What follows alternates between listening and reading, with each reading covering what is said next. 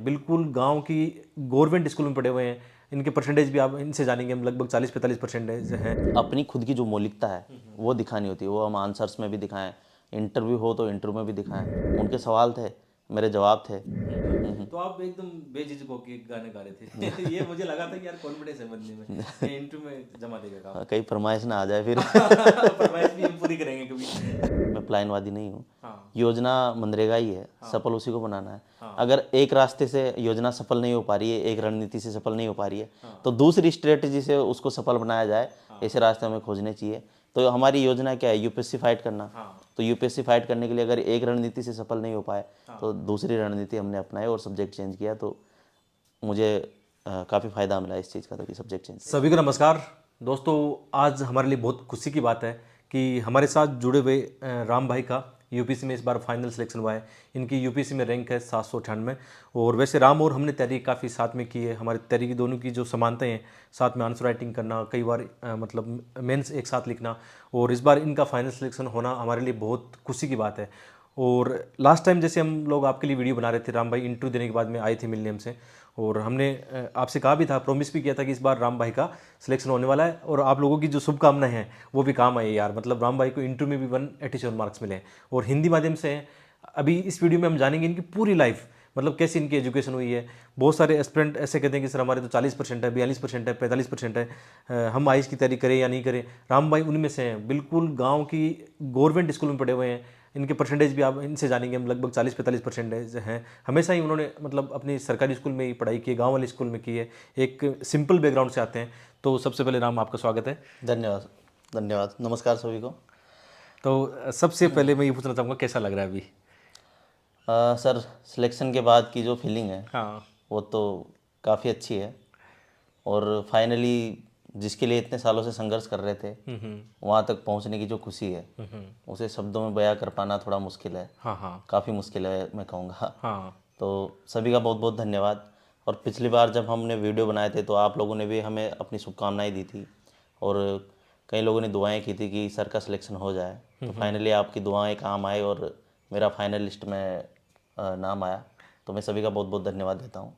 बिल्कुल, दुआओं का फ़र्क पड़ता है यार। मतलब आज हमारी एक यूट्यूब फैमिली है, सब हमें प्यार करते हैं। और मैं तभी तो मतलब जो एस्पिरेंट इंटरव्यू तक पहुंचते हैं या मतलब जिनका फाइनल सिलेक्शन होता है, एक जेन्युइन हम कंटेंट बनाते हैं। और क्योंकि जो नए बच्चे हैं, विशेषकर अपने चैनल से ऐसे लोग जुड़े हुए हैं, विशेषकर वंचित वर्ग के, गाँव के, जिनका हिंदी मीडियम है, तो उनको एक अच्छा गाइडेंस चाहिए। भ्रांतियाँ बहुत है मार्केट में, जैसे टॉपर्स आते हैं बताते हैं कि फलाना कोचिंग, मतलब कई बार गलत संदेश चला जाता है। तो आज हम आपसे ही जानना चाहेंगे कि कैसे कैसे आपकी शुरुआत हुई। तो सबसे पहले आपका मतलब एजुकेशनल जो बैकग्राउंड है उनके बारे में जानना चाहेंगे। मेरा एजुकेशनल बैकग्राउंड और एकेडमिक रिकॉर्ड जो है वो कोई बहुत एक्स्ट्रा ऑर्डिनरी नहीं रहा है। बहुत सिंपल सा रहा है। बहुत हाँ साधारण सी स्कूलों से पढ़कर मैं निकला हूँ। जैसे कि मैं 5वीं तक अपने गांव की जो गवर्नमेंट स्कूल थी वहाँ तक पढ़ा। हाँ उसके बाद मैं 6th 7th और 8th जो पास का कस्बा है हमारे केशवराय हाँ पाटन, वहाँ मैं एक प्राइवेट स्कूल था वहाँ पढ़ा करता था। हाँ तो 8th तक मैं वहाँ पढ़ा। हाँ उसके बाद फिर केशवराय पाटन की जो गवर्नमेंट स्कूल है सीनियर हाई सेकेंडरी 9th से 12th तक मैंने वहाँ पर पढ़ाई की। और उसके बाद मेरी जो ग्रेजुएशन है वो गवर्नमेंट कॉलेज कोटा से हुई। और मैंने जियोग्राफी से पोस्ट ग्रेजुएशन किया है जो कि वर्धमान महावीर ओपन यूनिवर्सिटी जो कोटा में है हाँ वहाँ से किया है। और मेरा बहुत ज़्यादा परसेंटेज नहीं है सभी में। जैसे कि मैं 10th में बता दूं कि मेरे परसेंटेज 44.50 है, 44.50% है। तो मैं बहुत ही जो साधारण बच्चे होते हैं उनके बीच से निकला हुआ हूँ। और सभी को ये संदेश भी देना चाहता हूँ कि हम लोग ये सोचते हैं कि हमारे जो एकेडमिक रिकॉर्ड्स है हाँ वो हमारी सफलता को तय करते हैं। ऐसा बिल्कुल भी नहीं है। हमारे जो एकेडमिक रिकॉर्ड होते हैं वो तो सिर्फ ये है कि हाँ वो मार्कशीट है, अच्छे मार्क्स आए नहीं आए, वो सिर्फ वहीं तक सीमित है। खासकर यूपीएससी में तो वो बिल्कुल भी ये डिसाइड नहीं करते कि आप इसको क्लियर कर पाएंगे या नहीं कर पाएंगे। ये बिल्कुल आपके ऊपर निर्भर करता है। बहुत साधारण बैकग्राउंड से आने वाले बच्चे, बहुत एवरेज बच्चे हैं ना, वो इसमें टॉप करते हैं यूपीएससी में। ऐसा अक्सर देखा गया है। हाँ तो ये सोचने की बिल्कुल भी ज़रूरत नहीं है कि मेरे प्रतिशत इतने कम आए, 10th में इतने, 12th में इतने या ग्रेजुएशन में। तो उससे घबराने की ज़रूरत नहीं। और खासकर पेरेंट्स का भी ये दबाव रहता है कि 10th में अच्छे मार्क्स लाएं, 12th में अच्छे मार्क्स लाएं, परसेंटेज लाएं। तो इस तरह का दबाव अननेसेसरी बनाने की ज़रूरत नहीं है। कई बार हम बहुत ज़्यादा हाईली जो एकेडमिक बैकग्राउंड वाले लोग होते हैं उनको भी ज़िंदगी में पिछड़ता देखते हैं। तो ये चीज़ें बिल्कुल भी निर्धारित नहीं करती। हाँ। और मेरी जर्नी बहुत ही सिंपल, एकदम बहुत ही साधारण सी रही है। जो हमारे गांव के बच्चे होते हैं सिंपल से, वैसी ही रही है। मैं उन्हीं के बीच से निकला हूँ और वही हूँ मैं। हाँ हाँ। आगे जैसे एक इम्पोर्टेंट चीज़ आती है कि आपके गाइडेंस का कितना बड़ा रोल होता है, कि आपको कैसा गाइडेंस मिलता है, या आपकी एक स्ट्रेटजी कैसे रहती है आपको, जैसे यूपीएससी में हमें किस प्रकार तैयारी करनी चाहिए, कौन से रिसोर्सेज है, कौन सा सब्जेक्ट चुनना चाहिए, कौन सा माध्यम चुनना चाहिए, तो गाइडेंस को लेकर आपका कौन, मतलब ऐसा पीयर ग्रुप आपका कैसा था, फैमिली में किसने आपको गाइड किया? अब गाइडेंस का मैं बताऊँ, इसको मैं थोड़ा विस्तारित रूप में बताना चाहूँगा हाँ। कि जो मेरा डिस्ट्रिक्ट है बूंदी, हाँ वहाँ पर यूपीएससी को लेकर इतनी अवेयरनेस मैंने कभी देखी नहीं, कभी सुनी नहीं। हाँ हाँ नहीं मेरे अध्यापकों ने बताया। हाँ। और जब 12th तक था, 12th तक तो मुझे पता भी नहीं था कि यूपीएससी का एग्ज़ाम होता है। सोचते थे कि जो जिला कलेक्टर होते हैं कैसे बनते हैं, या आईपीएस कैसे बनते हैं, लेकिन पता नहीं था। सिर्फ उनके बारे में जानते थे कि ये लोग होते हैं, लेकिन ये नहीं था कि कोई एग्ज़ाम पास करके बन सकते हैं, हम भी बन सकते हैं, ये पता नहीं था। जब मैं कॉलेज में दाखिल हुआ, फर्स्ट ग्रेड में, फर्स्ट ईयर में कॉलेज गया कोटा, तब मुझे इसके बारे में जानकारी मिली कि हम यूपीएससी का एग्ज़ाम क्रैक करके और आईपीएस आईएएस बन सकते हैं। हाँ तो अवेयरनेस का एक बहुत बड़ी समस्या मुझे देखने को मिली। और हमारे डिस्ट्रिक्ट में तो ऐसा है कि अभी इस साल हम 2 लोग सिलेक्ट हुए हैं। एक और है, वो अंकित जैन है, तो उनकी अच्छी रैंक है। हाँ तो हमारे बूंदी डिस्ट्रिक्ट से पिछले काफ़ी सालों में सेलेक्ट होने वाले हम 2 लोग हैं। बीच में कोई सिलेक्शन नहीं है। हाँ हाँ शायद 77 के बाद बूंदी जिले में कोई सिलेक्शन नहीं है। हाँ। तो अवेयरनेस है जो लोगों में, वो इतनी नहीं है। हाँ यूपीएससी को लेकर जागरूकता ही नहीं है। तो इस चीज़ में गाइडेंस का भी प्रभाव पड़ा, हाँ क्योंकि गाइड करने वाले शुरू में कोई थे नहीं। और बाद में देखें तो बाद में हम आपसे भी जुड़े, जब दिल्ली आए, तैयारी करने आए, तो सबसे पहले आपने मुझे रिसीव किया था दिल्ली में। जब मैं आया था आपके रूम पे आया था, और वहीं से तैयारी की शुरुआत हुई थी। हाँ और मेरा सफ़र तो काफ़ी लंबा रहा है। 8 अटेम्प्ट के बाद मुझे 8वें अटेम्प्ट में जो सफलता मिली है। हाँ लेकिन ये सफलता मेरे लिए सबसे बड़ी खुशी की बात है कि इतनी लंबी जर्नी के बाद अगर मुझे अगर सफलता मिली है, तो मैं काफ़ी खुश हूँ। परिवार वाले भी काफ़ी खुश हैं, दोस्त भी सभी काफ़ी खुश हैं।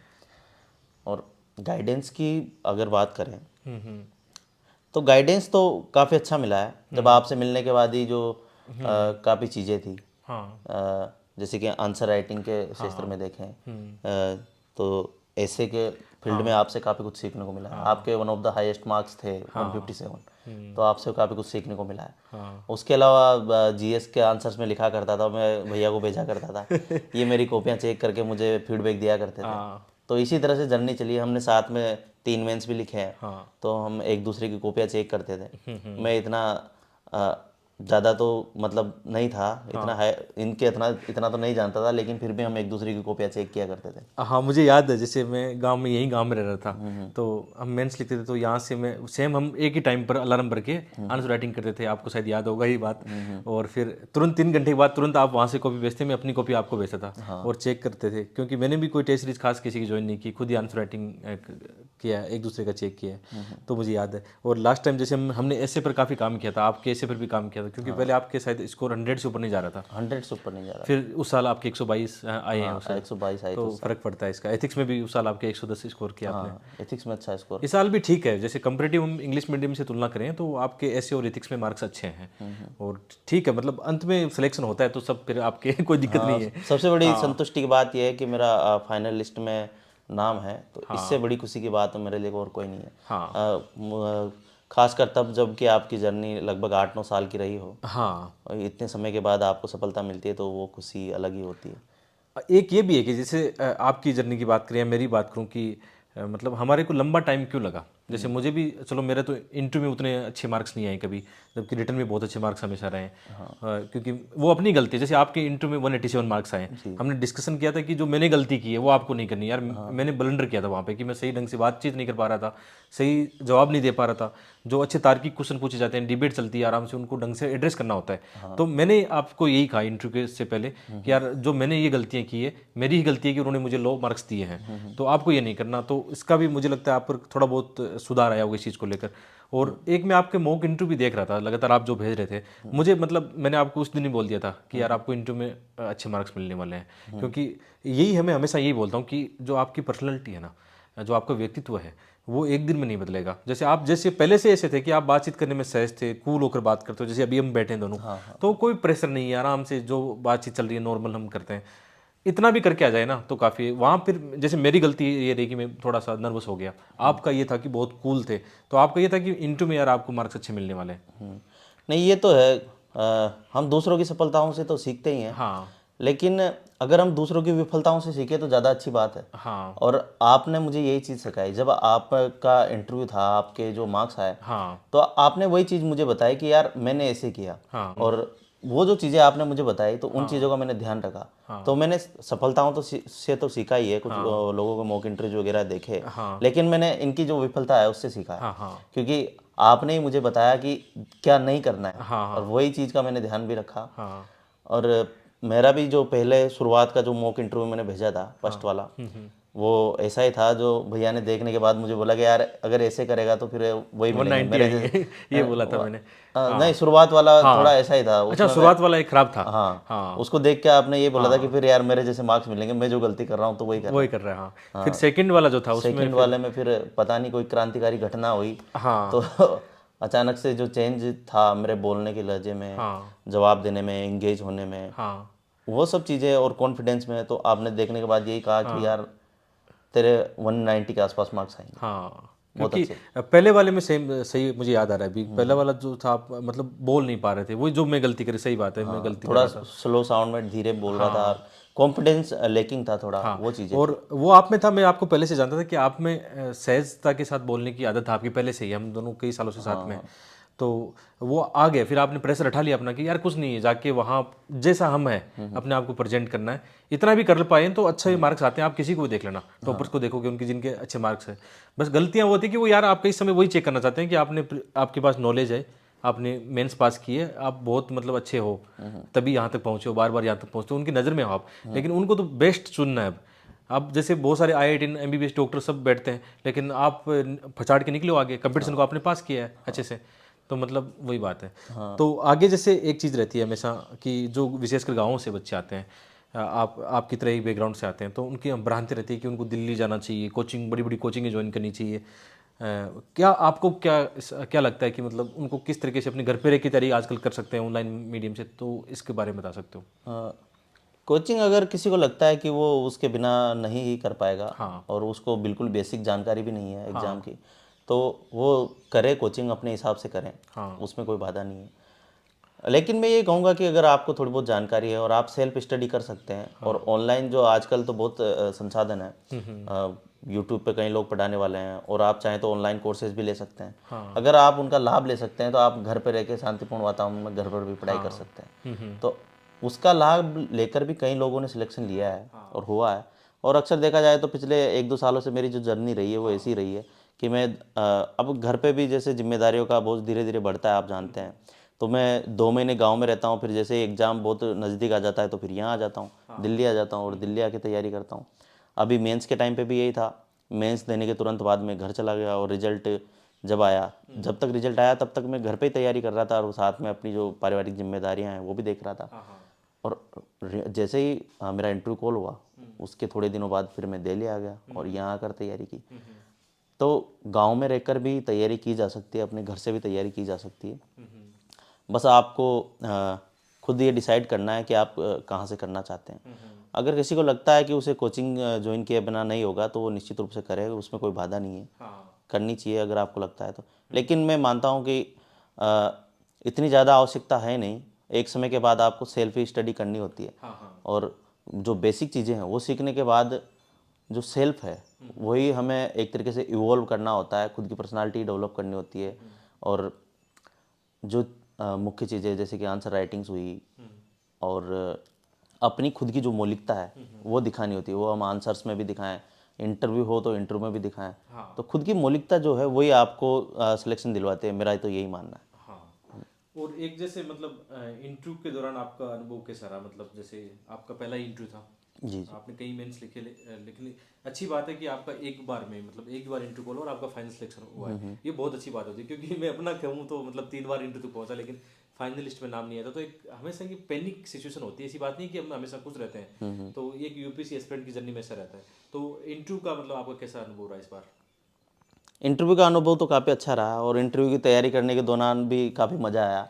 ये जो अनुभव है ये बहुत अच्छी बात है। ये अनुभव मुझे मिला, मैं बहुत सौभाग्यशाली हूँ कि इंटरव्यू देने का। और ख़ासकर जब मैं यूपीएससी में इंटरव्यू देने गया तो मुझे बिल्कुल भी ऐसा नहीं लगा कि मैं इंटरव्यू देने आया हूँ या फिर मेरे ऊपर कोई प्रेशर है, कोई दबाव है।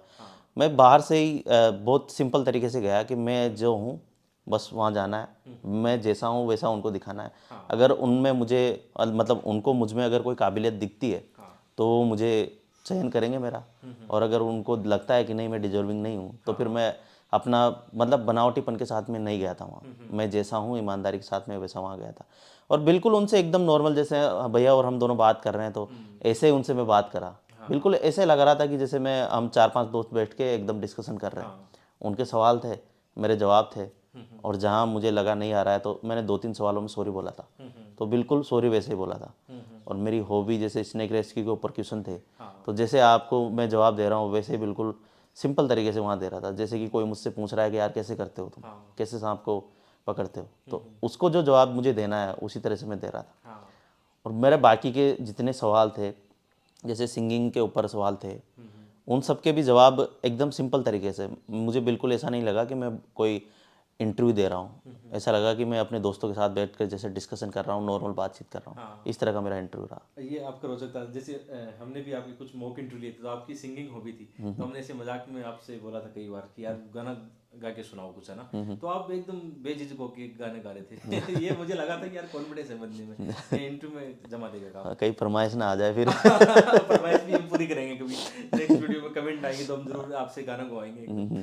हाँ, एक चीज, जैसा आपने ऑप्शनल सब्जेक्ट अपना चेंज किया, मतलब 6 कितने मेंस के बाद में चेंज किया?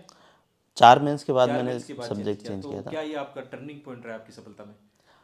इसको तो मैं निश्चित रूप से मानूंगा कि टर्निंग पॉइंट रहा है। हाँ मैं पहले वाला जो मेरा ऑप्शनल था उसमें इतने मार्क्स मेरे नहीं आ पाए। हाँ 223 हाईएस्ट मार्क्स आए। हाँ मैंने सारे प्रयास किए जितने भी थे। हाँ और फिर हिंदी मीडियम में ये बोलूँगा कि उस सब्जेक्ट में हिंदी मीडियम में इतना अच्छा कंटेंट भी नहीं है। हाँ, मतलब ज्योग्राफी इनका पहले था, इन्होंने चेंज करके अपना हिंदी साहित्य लिया।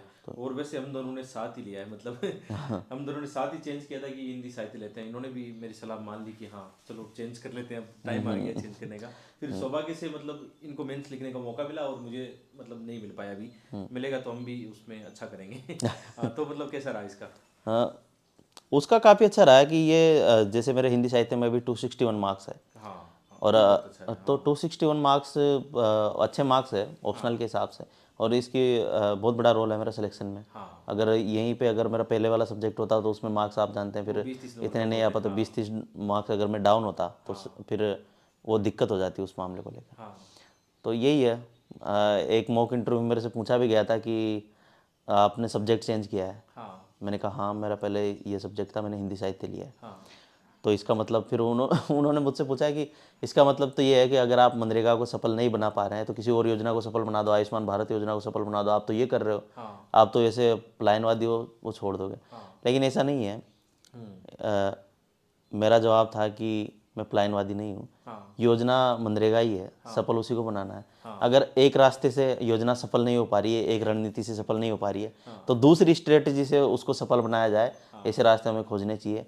तो हमारी योजना क्या है, यूपीएससी फाइट करना। हाँ तो यूपीएससी फाइट करने के लिए अगर एक रणनीति से सफल नहीं हो पाए हाँ तो दूसरी रणनीति हमने अपनाई और सब्जेक्ट चेंज किया। तो मुझे काफ़ी फ़ायदा मिला इस चीज़ का, तो कि सब्जेक्ट चेंज किया। ऐसे सटीक आंसर इंटरव्यू में आपको मार्क्स दिलाते हैं। जैसे हम बातों ही बातों में निकल के आया ना अभी, इन्होंने कैसे मतलब तुरंत अपने पॉइंट को पकड़ा, क्योंकि वो तो यही जानना चाहते हैं कि आप में कितनी गहराई कितनी क्षमता है। और ऐसे आप लोगों को करना है, मतलब अपनी तैयारी के दौरान एकदम हमेशा खुले विचारों को रहना है, आसपास नजरें गड़ाई रखनी है, व्यवहारिक जिंदगी में जीना है, सीखना है जो भी चल रहा है। और डरना नहीं है, मतलब खुशी के साथ अपनी तैयारी करनी है, बोझिल तरीके से नहीं करनी है।